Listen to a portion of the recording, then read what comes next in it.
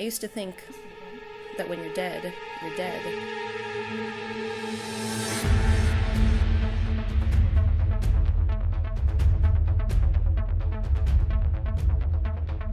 When I was 18, I saw an apparition of a young boy running through my house. When I was a teenager, an old farmer materialized right in front of me. When I was a child, I saw a hand reach out from my bedroom floor. When I went near it, it grabbed me. Many of us have experienced something in this world that we are unable to explain. We are Interstate Paranormal. I'm Patrick. I'm here to make sure that everything that goes out comes back. I'm Emily. I keep these guys on track and things flowing smoothly. And I'm Randy. I'm the founder and lead investigator. Together, we make up Interstate Paranormal.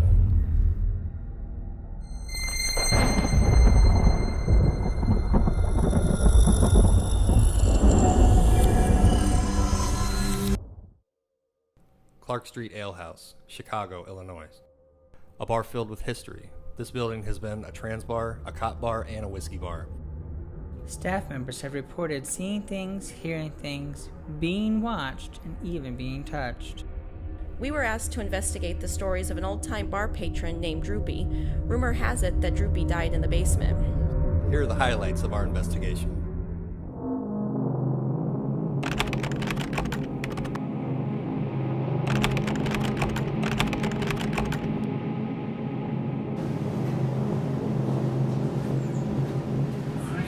I'm going to film you a little bit while you're doing an EVP. I'm doing an EVP. Where the hell are you? Oh, there you are. See if I can get Droopy. All right, so we're all in the basement, and I know that Patrick is around the corner investigating by himself. So I pick up the night vision camera, and I want to go around there and see how it's going and get some good footage. Okay. Huh? We got a lot of electric in here. We should get the EMF and see what the reading is, because the high EMFs can make people feel and see things. Sitting down there, I had the engine or the motor for the beer cooler in front of me. You get that creepy feeling like you know something's there. So I'm keep calling out for Droopy because the basement was his little hot spot. All of a sudden, I feel like a tingly, electric, static feeling in the back of my neck. And just moments after that, it was like a hard poke and then a quick swipe. You hear? Jeez. Ooh, something touched me. I got touched. I just got touched. Holy crap, right on my neck. And I hear him scream and holler because he just felt like he got touched. And he just spins off with the camera. Instantly, it just scared the hell out of me. I just got touched. Where? I was standing here filming Patrick doing his EVP thing, and I'm kind of leaning against this, and all of a sudden just sink right on the back of my neck. Felt like somebody touched me, and I like almost knocked this canister over. We asked for you to let yourself be known, and he did. He touched one of us.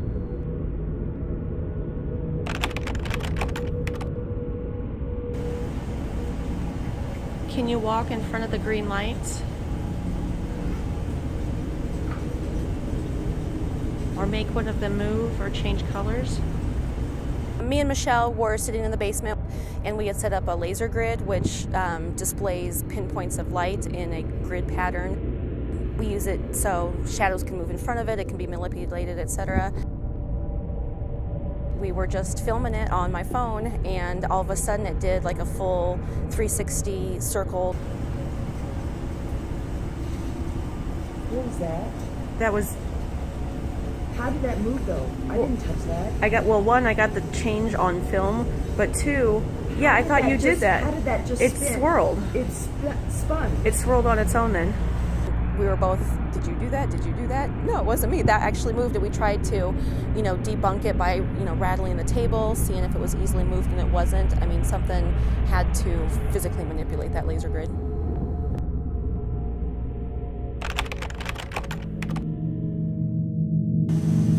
Emily, can you go turn that IR camera so it's facing this way? I'll film you as you get levitated. I was walking down the hall to the boiler room after Randy got in touch.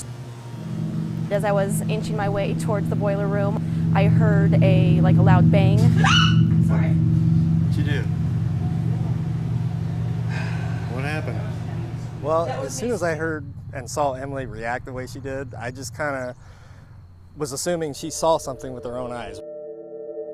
I just immediately went down there and shined the night vision camera on it just to see what I can see, but I didn't see anything. I didn't see anything at all. It was just as soon as I got close to the boiler room, something made an extremely loud bang that I could hear and, yeah, made me scream.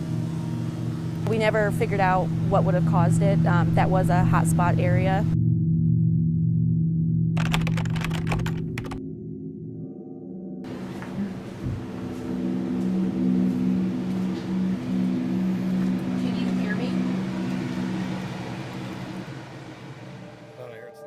I was down in the boiler room again because it was such a hot spot, and again, Randy had gotten touched already. Can you tell me your name?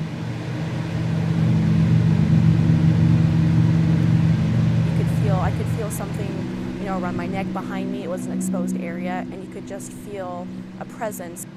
Are you in here with me right now?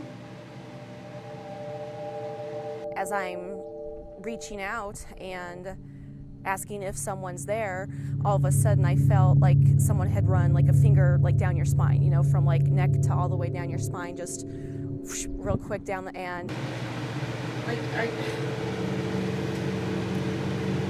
I think something's poking you in the back. No, stop it, yeah. What? No. Did you feel something? Yeah. Sorry, I just get out of the way. Something like. So I see Emily react the way she did, and at first it was just kind of confusion. I wasn't quite sure what was happening. As soon as I felt that, I shot up.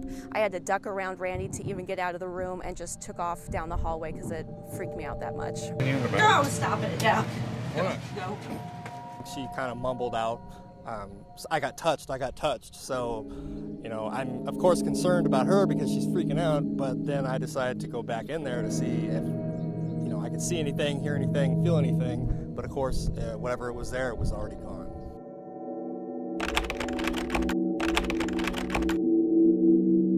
So I was at home after the investigation and just going through some of the photographs real quick and some of the audio recordings just to see if there's anything, kind of obvious right there on there without having to get too deep into the evidence review. 3 or 4 videos into it, and I see kind of a flicker in the back of the video, in the background, and I'm not quite sure what that was. So I slowed it down a little bit and played it, and after about 20 times, my jaw dropped.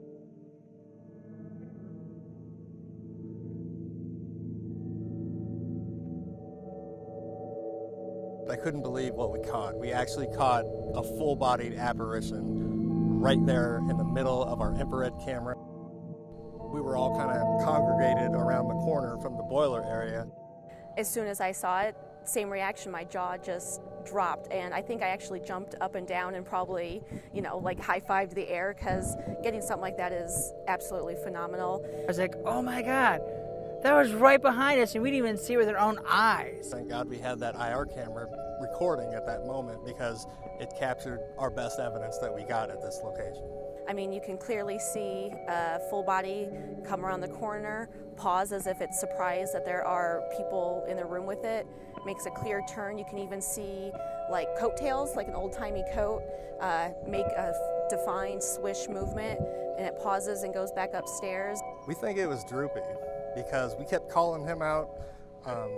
That's the only spirit there that, the people that work there claim to know by name.